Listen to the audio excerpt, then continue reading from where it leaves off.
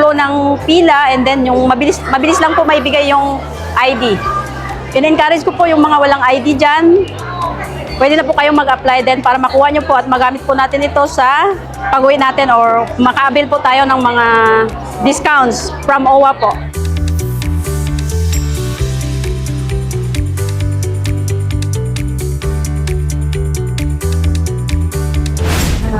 Very, accommodating yung mga staff at saka mabilis po yung process ng pagkuha po ng e-card. Everything is electronic and very assistive po sila po yung sa loob. Thank you po.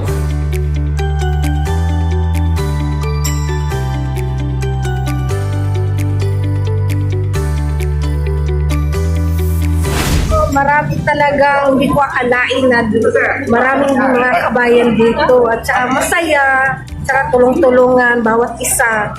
Lahat po ng mga worker dito is talagang ina-assist ka talaga, mababait po sila mga kababayan. Thank you po so much, nakuha namin.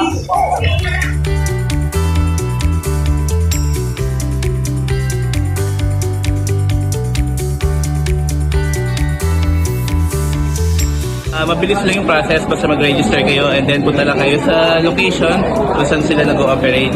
Then, mabilis lang yung process. Babayad lang kayo, then meron lang kayo ganito. Thank you, OWA.